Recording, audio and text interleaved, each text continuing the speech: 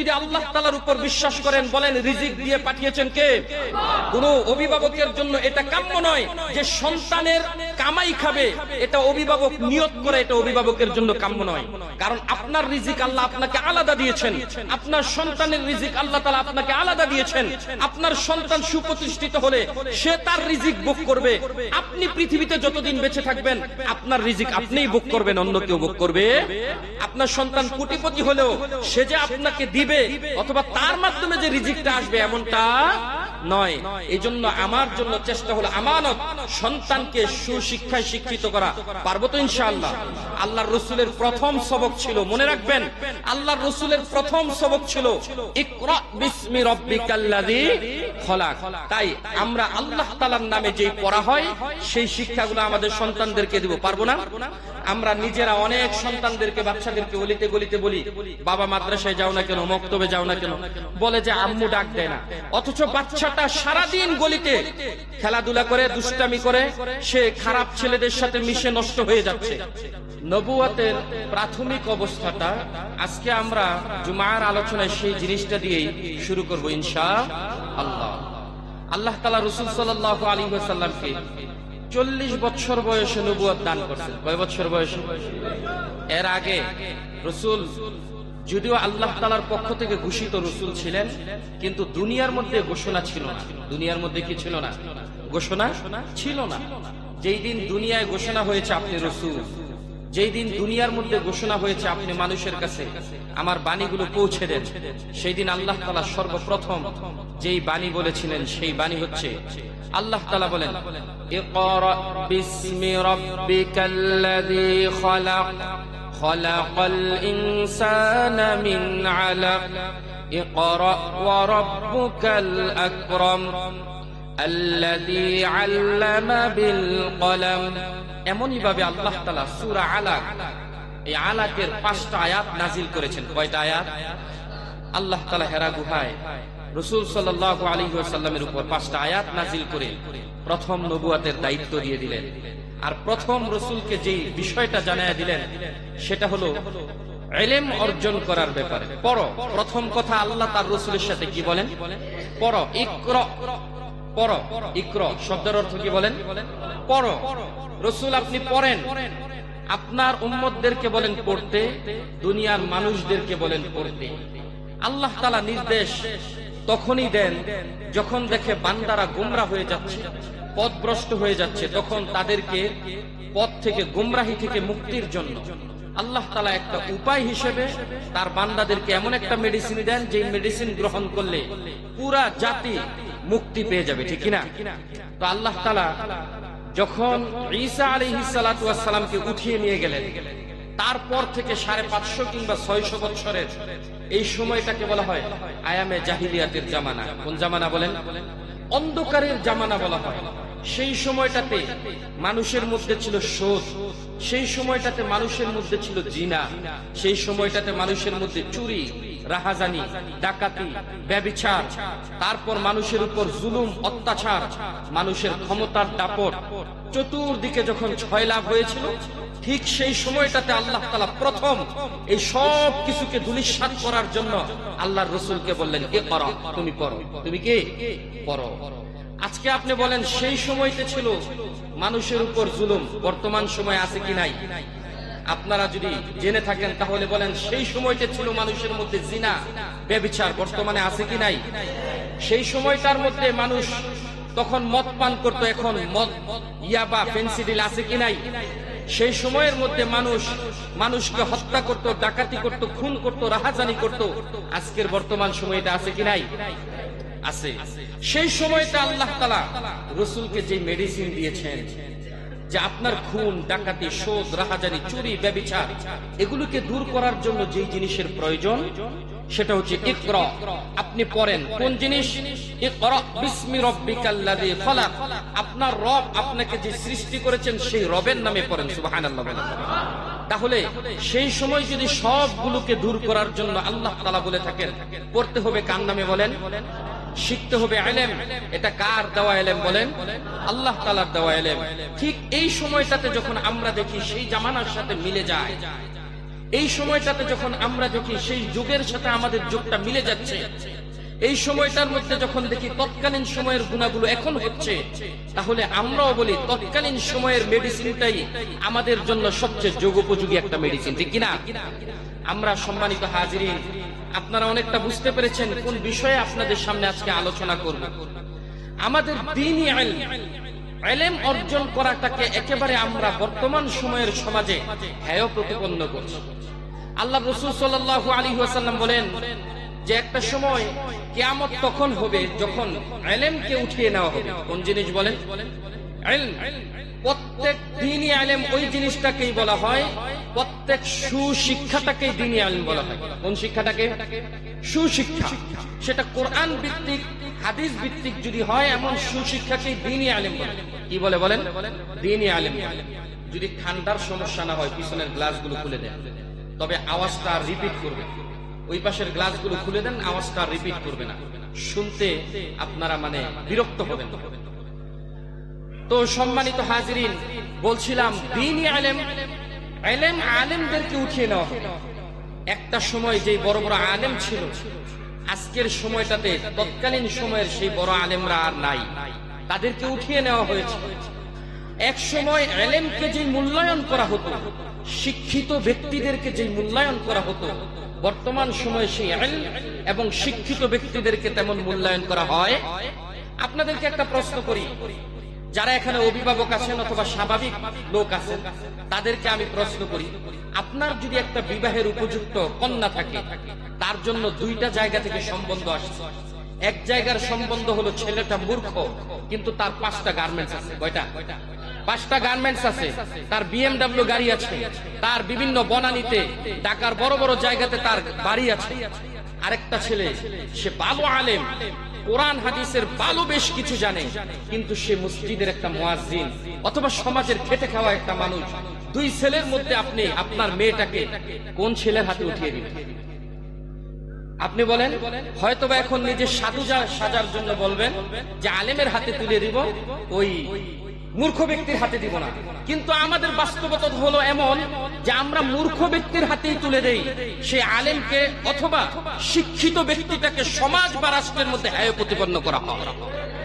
একটা সময় এমন হবে, আল্লাহ রাসূল সাল্লাল্লাহু আলাইহি সাল্লাম বলেছেন, শিক্ষিত ব্যক্তিদের বেকারত্বের হার বেড়ে যাবে। আজকে শুধু বিশ্বের মধ্যে নয়, শুধু বাংলাদেশের মধ্যে নয়, সমগ্র বিশ্বের যতগুলো দেশ আছে সব দেশের মধ্যে আপনি খোঁজ করে দেখেন বেকারত্বের হার বেশি, ঠিক না? এই যে শিক্ষিত ব্যক্তিদেরকে মূল্যায়ন করা হচ্ছে না, আল্লাহ তাআলা যখন শিক্ষিত ব্যক্তিদের মূল্যায়ন করা হবে না, আল্লাহ সুবহানাহু ওয়া তাআলা তখন এই সমাজ থেকে যেই শৃঙ্খলাবদ্ধতা আছে, যে ভদ্রতা আছে, যে রহমত আছে, বরকত আছে, এগুলোকে আল্লাহ তাআলা আস্তে আস্তে উঠিয়ে নেবেন।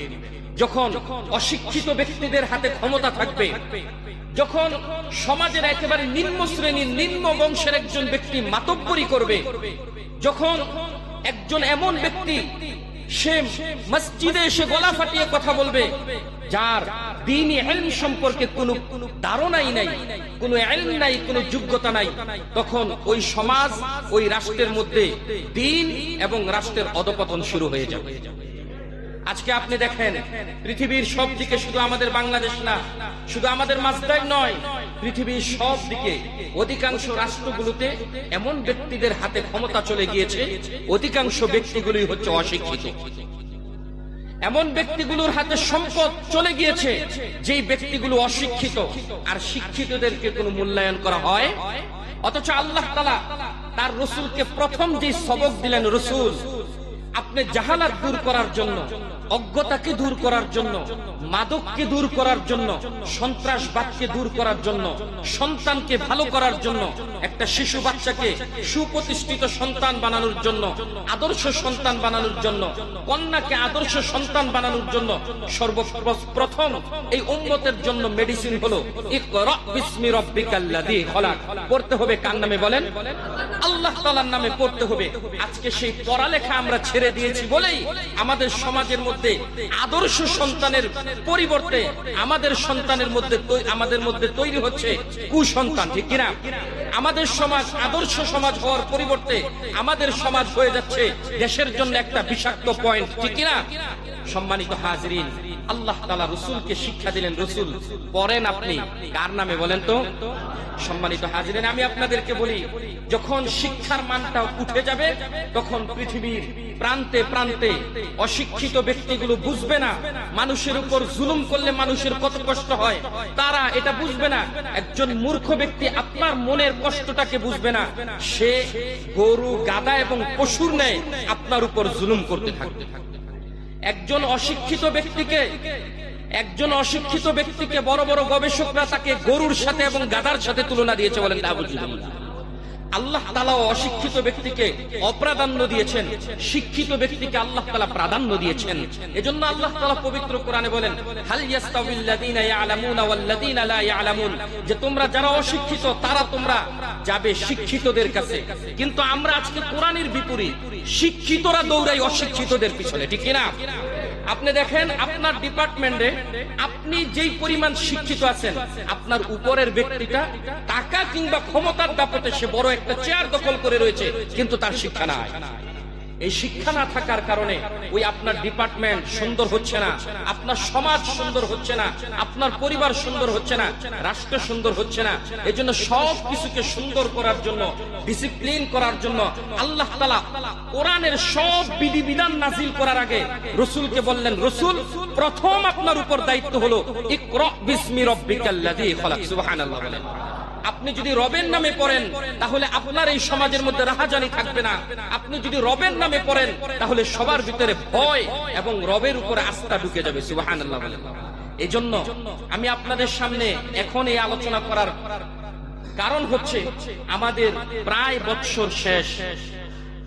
এই সময়টাতে আমরা অনেক অভিভাবকরা সন্তানদেরকে কোন প্রতিষ্ঠানে পড়াবো এই নিয়ে আমরা টেনশনে থাকি।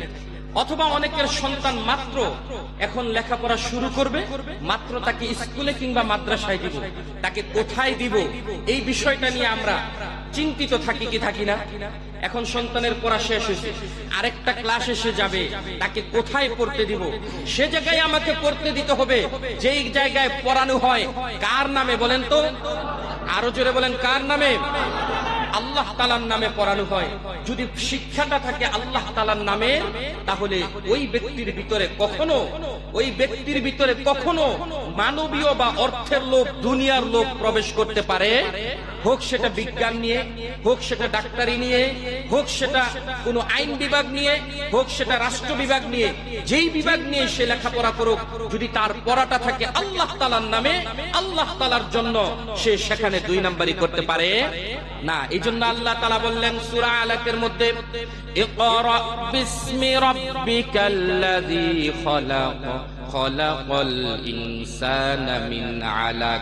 রাসূল, আমি সর্বপ্রথম আপনাকে সবক দিচ্ছি, রবের নামে পড়েন, যেই রব আপনাকে রক্তের একটা টুকরা থেকে, আল্লাহ তাআলা রক্তপিণ্ড থেকে মানুষদেরকে সৃষ্টি করেছেন। কারণ রব হচ্ছেন এমন একজন রব যিনি ইলম দান করলে ওই ইলমটা হলো আল্লাহ তাআলার একটা গুণবাচক নাম থেকে একটা অংশ, আর যার ভিতরে ইলম প্রবেশ করবে তার হাতে আল্লাহ তাআলা একটা দ্বীনের মশাল ধরিয়ে দিবেন। আর এই মশালটা এত আলোকিত যে আল্লাহ তাআলা বলেন, আল্লাহু ওয়ালিয়ুল্লাযীনা আমানু ইখরিজুহুম মিনাজ যুলুমাতি ইলান নূর। আল্লাহ তাআলা বলেন, আমার দেওয়া ইলম যখন বান্দা অর্জন করে তখন তার ভিতরে আমি আল্লাহ তাআলা নূর ঢুকিয়ে দেই। তার অভিভাবকের দায়িত্ব, তার গার্ডিয়ান হিসেবে দায়িত্ব আমি আল্লাহ তাআলা গ্রহণ করে নেই। সুবহানাল্লাহ।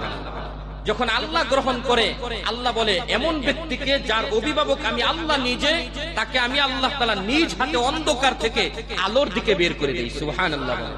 আর যেই ব্যক্তি কোনো ইলম অর্জন করে না, সে দুনিয়ার মায়া জালে পড়ে যায়, সে দুনিয়াটাকেই বড় মনে করে, সে অভিভাবক হিসেবে গ্রহণ করে নেয় শয়তানকে। কাকে?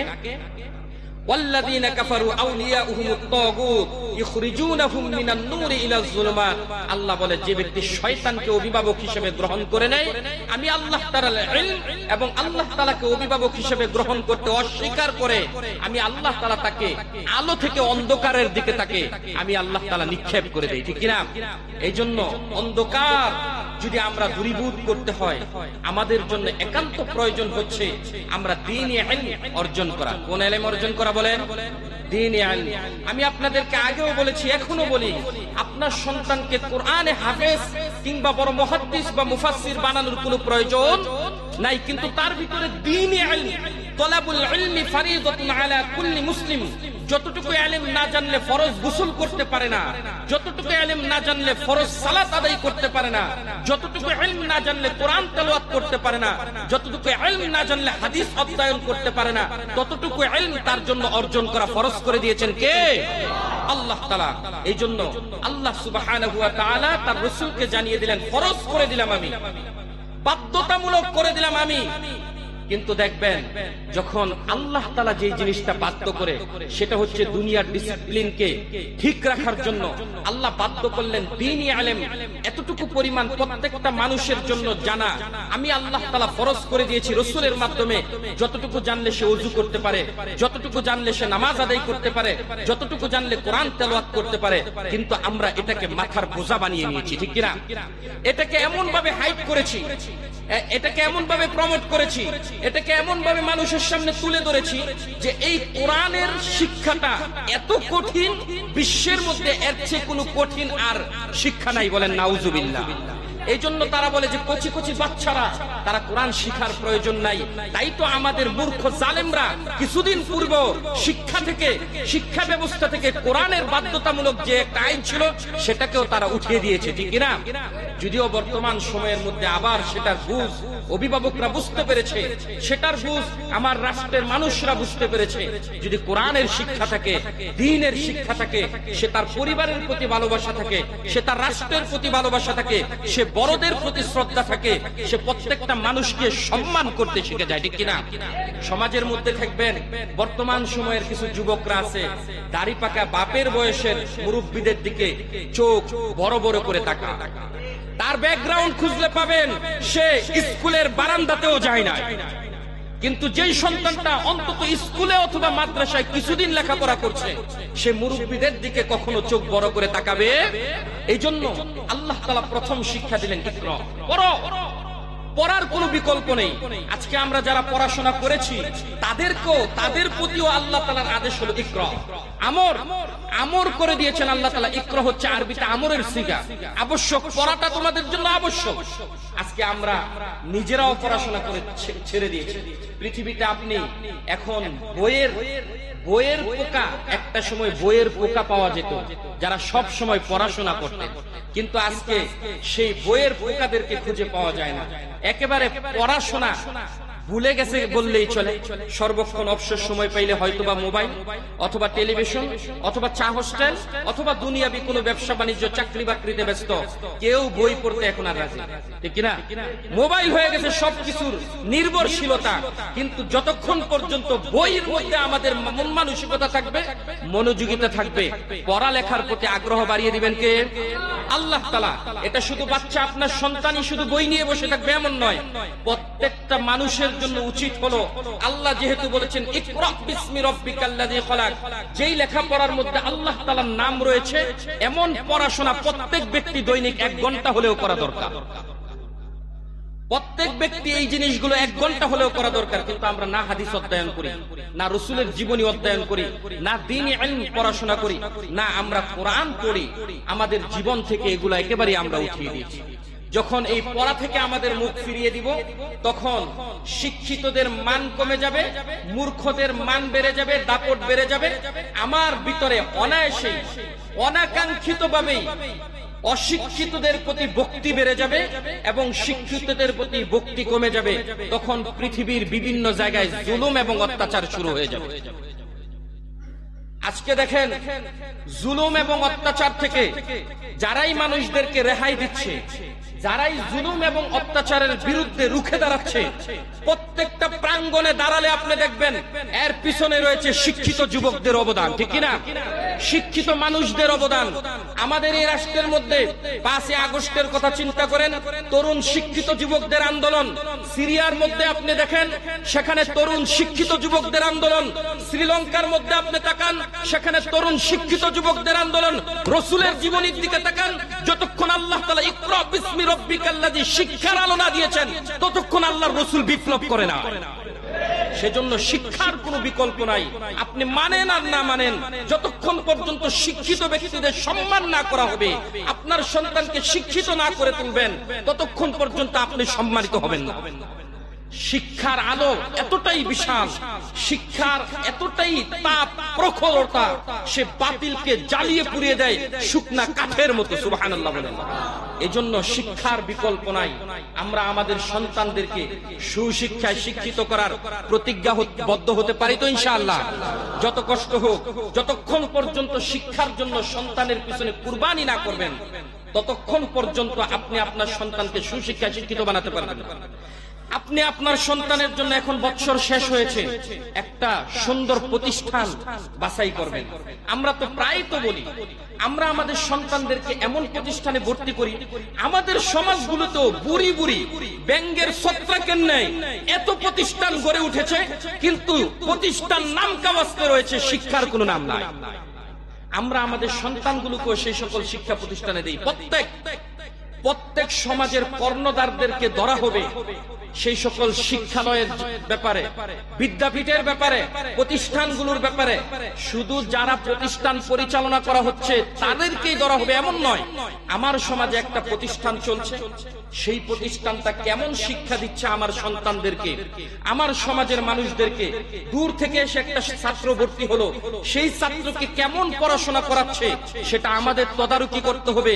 যদি আমাদের অডিটের মধ্যে এরকম চলে আসে যে এই প্রতিষ্ঠান শিক্ষা ভালো করে দিতে পারতেছে না, ওই প্রতিষ্ঠানকে আমাদের জন্য উচিত হলো তাকে ব্যান্ড করে দেওয়া হবে। কিন্তু আমরা ফিসাবিল্লাহ আল্লাহর রাস্তায় ছেড়ে দিয়েছি।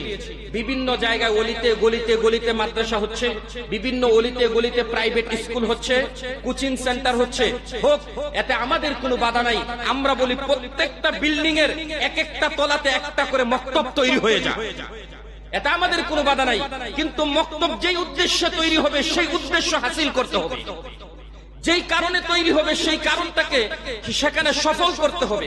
কিন্তু যদি সফল না করা হয়, আমার সন্তানকে ভর্তি করলাম, আমাদের একটা নিয়ম আছে। বাংলাদেশের মধ্যে একটা সন্তান, ছোট বাচ্চাকে যদি মাদ্রাসায় ভর্তি করা হয়, 3 বছরে কোরআনে হাফেজ হতে হবে। কয় বছরে?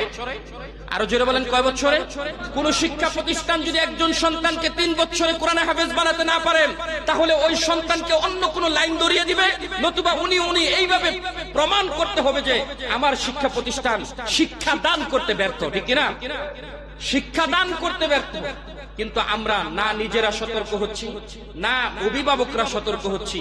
এমন অনেক ছাত্রের অভিভাবকের সাথে সাক্ষাৎ গ্রহণ করেছি, ছাত্রর থেকেও সাক্ষাৎ নিয়েছি, যে 6 বছর যাবত একটা সন্তান বিভিন্ন মাদ্রাসায় পড়াশোনা করে, কিন্তু এখনো সে মাত্র আমপারা পড়ে। কি পড়ে? তার সমবয়সী ছাত্ররা অন্যান্য প্রতিষ্ঠানে গিয়ে কোরআনে হাফেজ হয়ে গিয়েছে। এই সন্তানটা থেকে 6 বছর প্রতি মাসে একজন শিক্ষক 2000 টাকা করে বেতন নিল।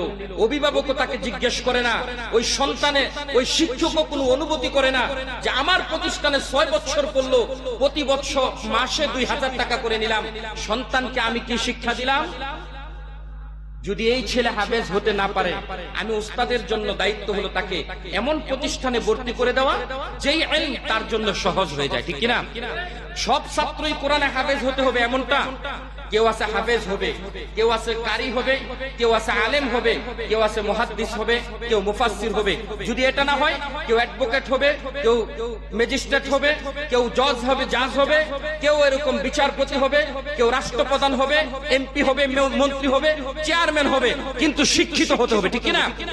কিন্তু আমরা সেই বিষয়গুলোতে খেয়াল করি না। আমাদের প্রত্যেকের দায়িত্ব হলো এই বিষয়গুলোতে খেয়াল করা। পারবো না ইনশাআল্লাহ? যখন আমাদের সমাজকে শিক্ষিত হিসেবে গড়ে তোলা হবে, তখন ইনশাআল্লাহ আমাদের এই দেশের মধ্যে, এই সমাজের মধ্যে আর মাদক থাকবে।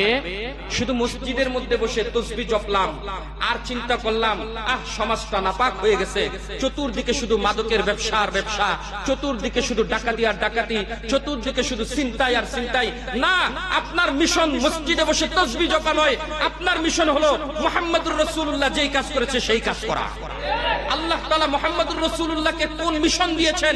সমাজ থেকে মাদককে দূর করার জন্য। যে সন্তানটা মাদকের মধ্যে জড়িয়ে পড়েছে তার পিছনে একটা দল মেহনত করেছে, ঠিক কিনা? ঠিক আপনিও ওই সন্তানটাকে ফিরানোর জন্য মেহনত করতে হবে, তাকে সুশিক্ষায় শিক্ষিত করতে হবে, দায়িত্ব গ্রহণ করতে হবে। এমনিতেই আল্লাহ তাআলার কাছে সম্মানিত হওয়া যায় না। সমাজের কাছে, মানুষের কাছে সম্মানিত হওয়া সহজ, কিন্তু আল্লাহ তাআলার কাছে সম্মানিত হওয়া বড় কঠিন। এই জন্য দায়ভার আমাদেরকে গ্রহণ করতে হবে। পারবো তো ইনশাআল্লাহ? আমরা আমাদের সন্তানদেরকে শিক্ষিত বানাবো তো? না হতে 5 বছরের সন্তানটা কেন ভাই গার্মেন্টসে দিচ্ছেন? আপনার 6 বছরের সন্তানটা কেন গার্মেন্টসে ঠেলে দিচ্ছেন? কেন হুঁশিয়ারিতে মাত্র মাসে 500 টাকা, 1000 টাকার লোভে সন্তানটার জীবনটাকে কেন ধ্বংস করছেন? যেই দিন হাসরের ময়দানে দাঁড়াবে, বলবে আল্লাহ, এই বাবার জন্য, এই মায়ের জন্য আমি কোরআন শিখতে পারি নাই, তারা অর্থলোভী ছিল, আমাকে হুঁশিয়ারিতে ঠেলে দিয়েছে, আমাকে সুইপার বানিয়েছে, আমাকে কর্মচারী বানিয়েছে, আমাকে সে সুশিক্ষায় শিক্ষিত করে নাই।